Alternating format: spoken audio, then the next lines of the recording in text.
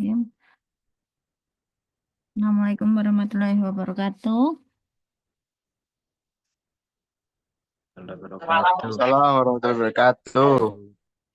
Jadi ini akan saya jelaskan terkait percobaan 4 nih sambil nunggu yang lain.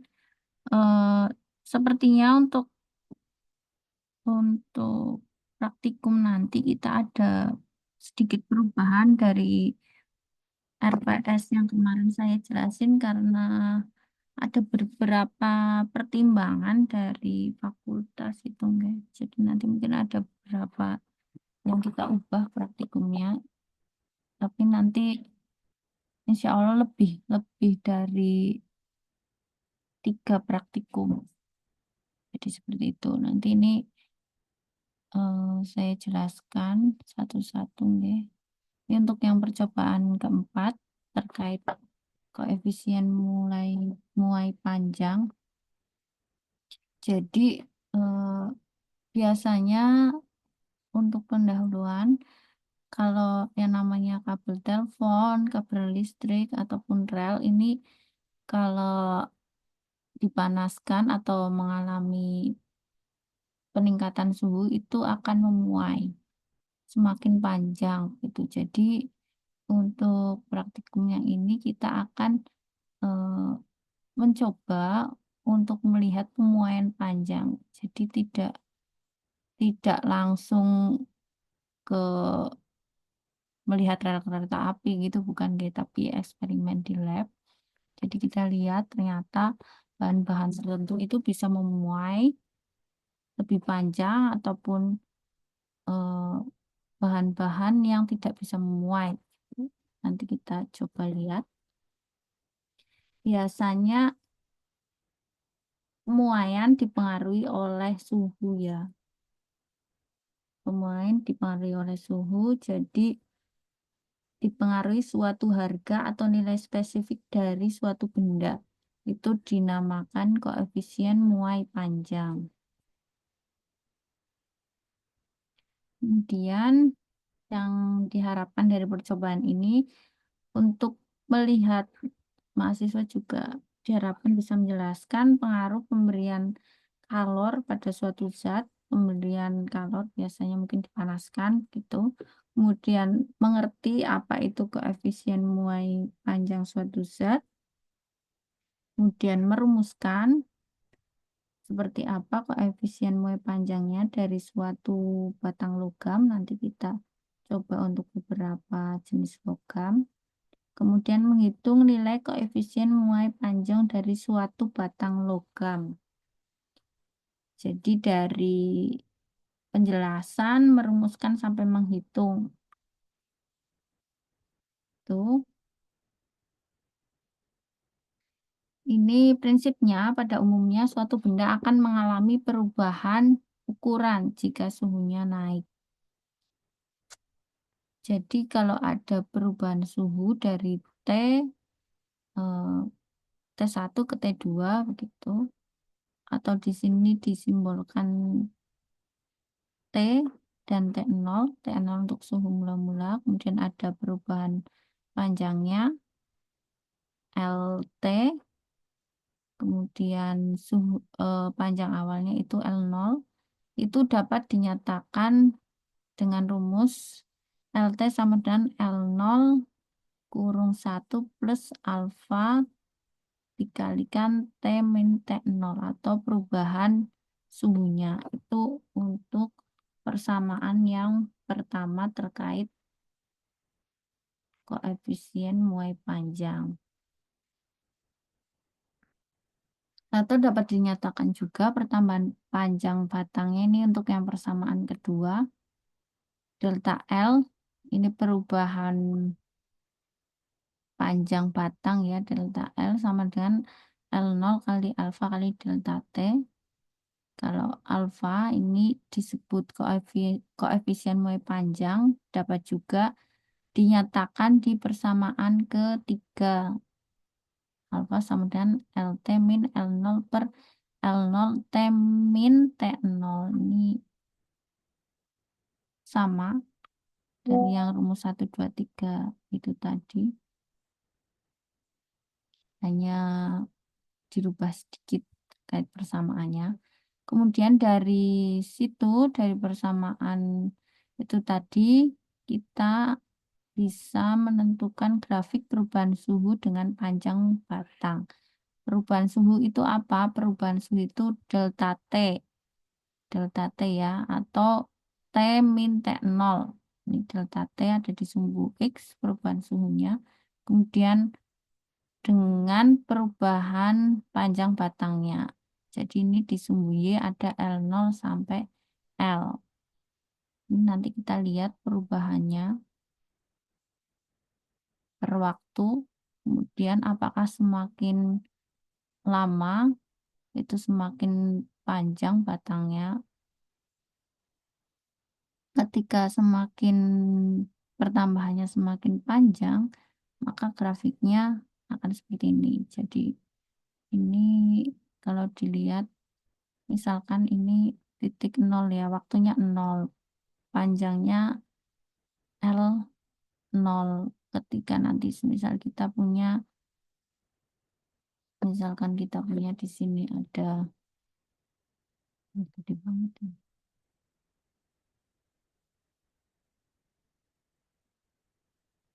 Misalkan ini ada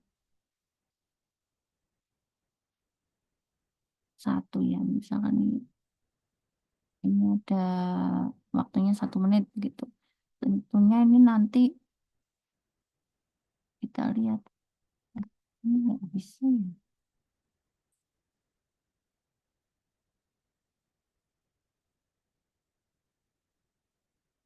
Kita lihat garis yang hmm,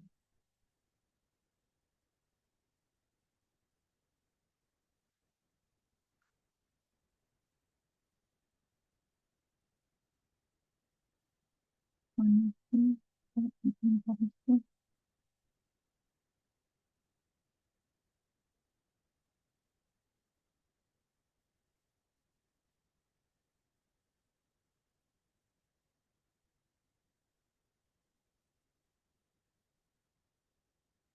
Lainnya. Hmm, hmm, hmm, hmm.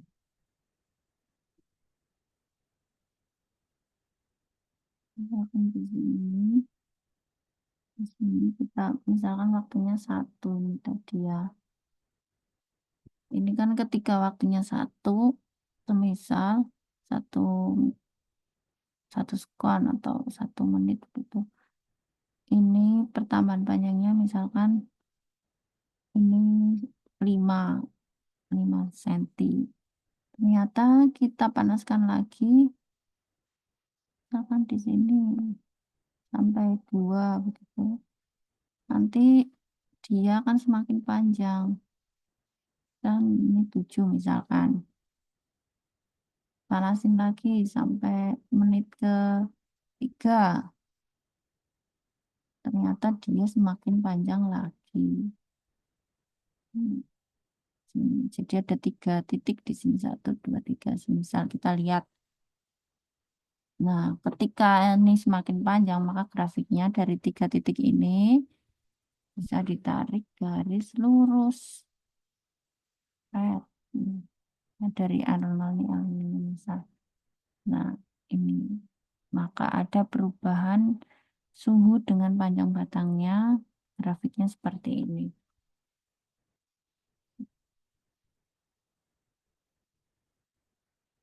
Kemudian, hmm,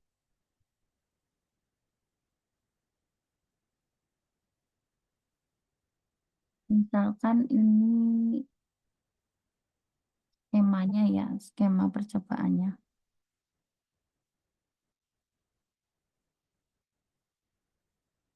Ini nomor 1 ada penyangganya atau penjepitnya ini, penyangganya nanti.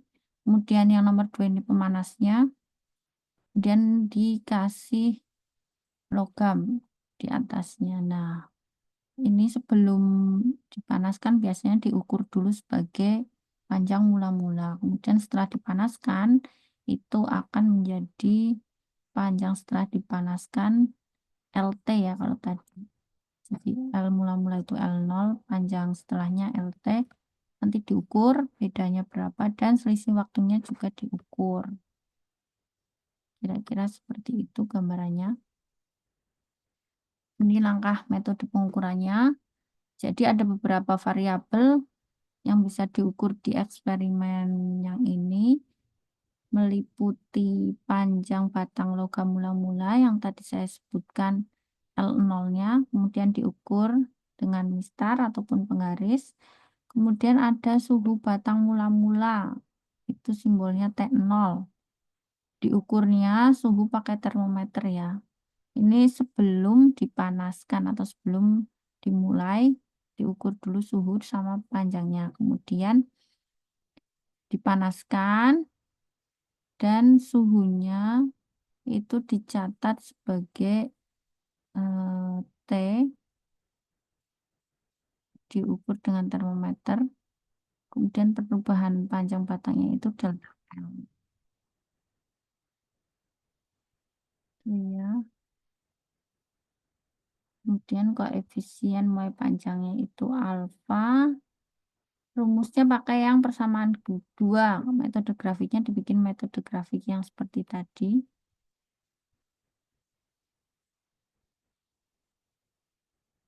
Jadi kalau di percobaan ini kan pakainya penggaris atau termometer ya. Jadi kita coba terapkan pemahaman terkait skala terkecil. Kemarin kan pas pertemuan pertama itu sudah saya jelaskan terkait nilai skala terkecil pada mistar. Itu juga dicek skala terkecilnya itu berapa, kemudian diterapkan rumusnya seperti apa, dan termometer, kalau termometer kan mirip mistar ya skalanya, yaitu garis-garis yang dibaca aja skala terkecilnya berapa. Setelah itu dibikin tabel pengamatan. Kalau yang ini pakai logam kuningan, misal diukur, kemudian dicatat suhunya, kemudian ketika didinginkan juga dicatat suhunya lagi, dicoba. Kalau ini diulangi sampai dengan 5 kali untuk jenis batang logam yang lain. Itu nanti ini yang nomor 6 fleksibel ya. Tergantung nanti alat bahannya yang tersedia berapa per alat bahan. Nanti kita coba diulangi 3 kali, minimal 3 kali pengamatan. Kemudian diukur perubahan panjang delta L dan perubahan suhu batang delta T. Oh iya, berarti kalau delta T di sini itu bukan waktu, ternyata suhu ya. Berarti grafik yang tadi perubahan suhu terhadap panjang. Ini salah ini tadi yang saya jelasin yang ini. Suhu terhadap panjang ini bukan sekon ya, tapi ini suhu Celcius.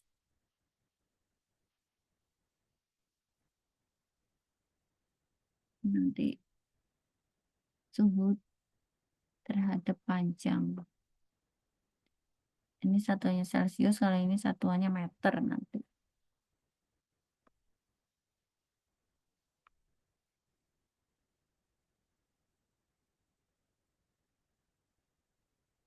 Kemudian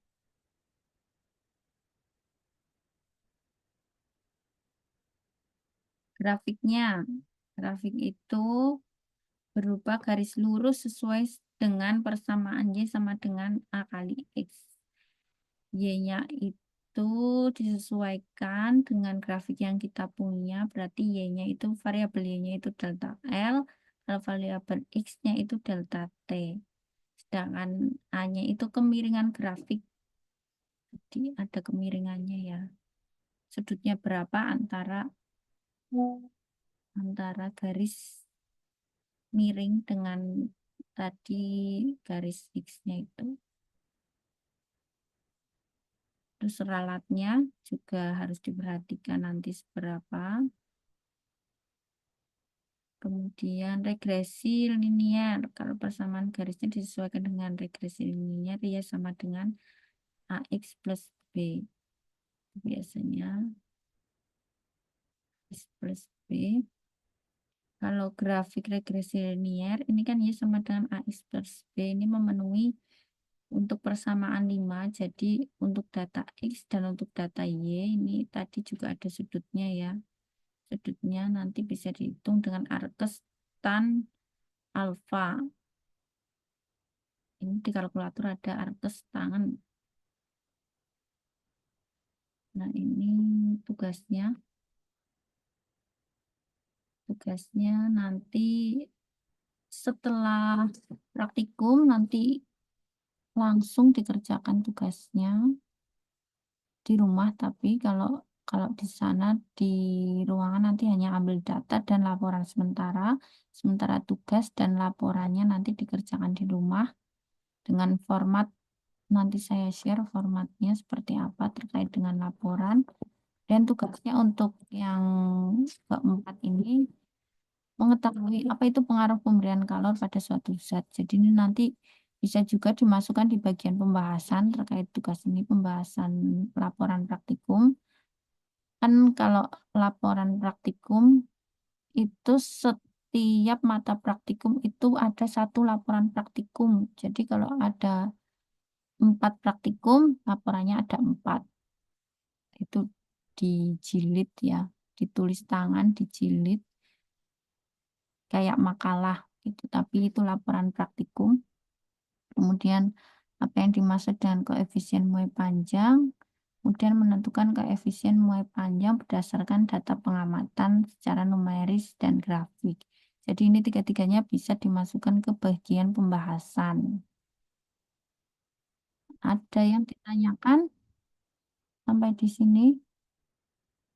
Kalau di mesin itu kemarin sesuai BKSTM minimal 8 praktikum, 8 acara praktikum. Jadi kemungkinan nanti ada 8 laporan praktikum yang harus dibuat. Itu untuk teknik mesin. Ada 2 SKS ya, beda dengan teknik kimia sama teknik industri itu 1 SKS. Seperti mesin itu 2 SKS, lebih banyak. Ada yang ditanyakan?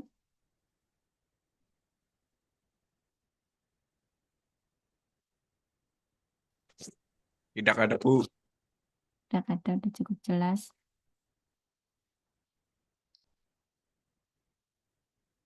Lanjut ya. Nanti kemungkinan ada libur lebaran kan, kita jaga-jaga. Kalian aja percobaan yang kelima terkait hukum Hooke.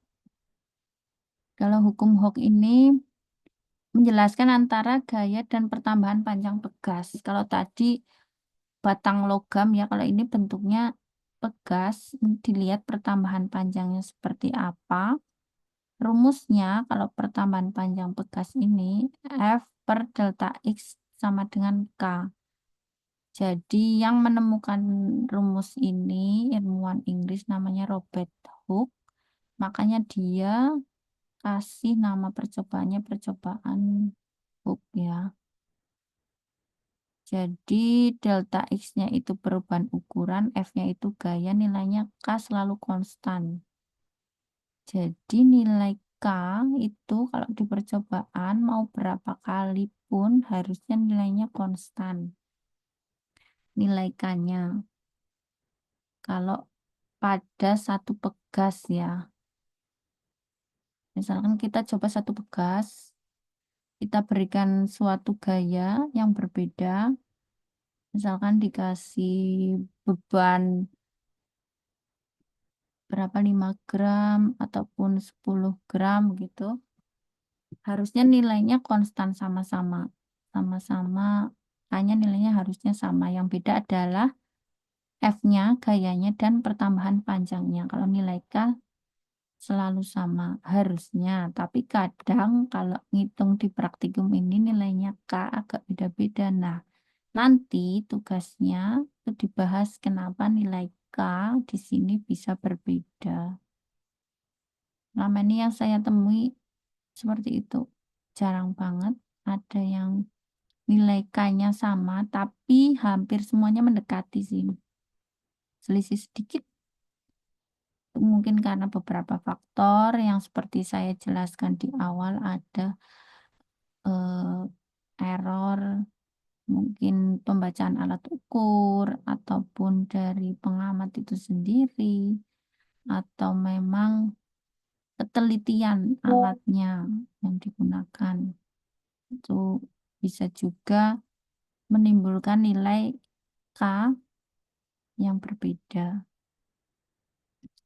Jadi kalau di hukum Hooke ini ketika bekas diregangkan selama tidak melebihi batas elastisitasnya, maka akan ada gaya pemulihnya kembali.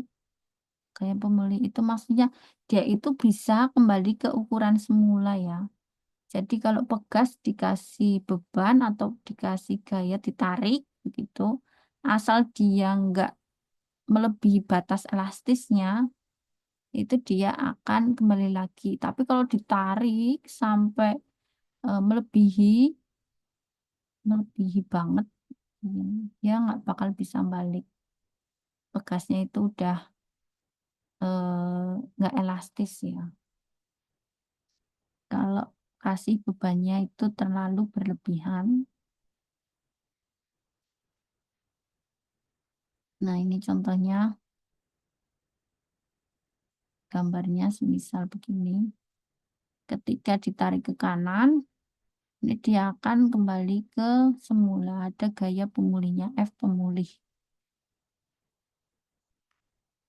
Kalau di praktikum kita pakai alatnya seperti ini di lab. Pakai statif, kemudian pakai apa ini? Pegas, spiral, kemudian dikasih beban. Dilihat perubahan panjang pegasnya dari titik yang sini atas sampai titik yang bawahnya sebelah sini. Jadi perubahan panjang pegasnya itu dari titik yang sini sampai titik yang sini aja. Tidak sampai bawah sini. Ngukurnya hanya sampai yang atas pas di pegasnya itu karena kita ngukur perubahan panjang pegas. Ini simpel pengukurannya hanya saja mungkin agak harus teliti di perhitungannya. Ini langkahnya mengantungkan beban. Pertama itu pakai beban yang 50 gram, kemudian mencatat di tabel, tambahkan beban lagi sampai 100 gram, ukur lagi dan catat lagi. Terus diulangi sampai 3 kali, itu sampai lumayan panjang ya. Kalau di tabel saya sediakan sampai 200 gram. Jadi nanti bebannya dirubah sendiri ke satuan kilogram itu seperti apa. Kemudian dari sini kita hitung gayanya. Kan kalau gaya itu massa dikalikan gravitasi bumi. Massa dikalikan gravitasi bumi ketemu gaya. Gravitasi kan 9,8 ya. Gravitasi bumi. Kemudian panjang pegasnya nanti bisa diukur pakai penggaris. Dan pertambahan panjang pegasnya itu panjang pegas yang eh, terukur dikurangi panjang bekas mula-mula itu berapa. Di tabelnya diisi semua nanti. Kemudian digambar grafiknya. Kemudian tentukan tetapan pegas. Ini pakai rumus. Tetapan pegas itu nilai K-nya. F sama dengan K kali X. Tentukan. Kemudian menyebutkan sumber-sumber yang mungkin mengakibatkan kesalahan pengukuran atau kesalahan perhitungan ya. Itu disebutkan di pembahasan dan kesimpulan. Ini sudah selesai. Kalau yang pegas ada yang ditanyakan? Cobaannya seperti ini.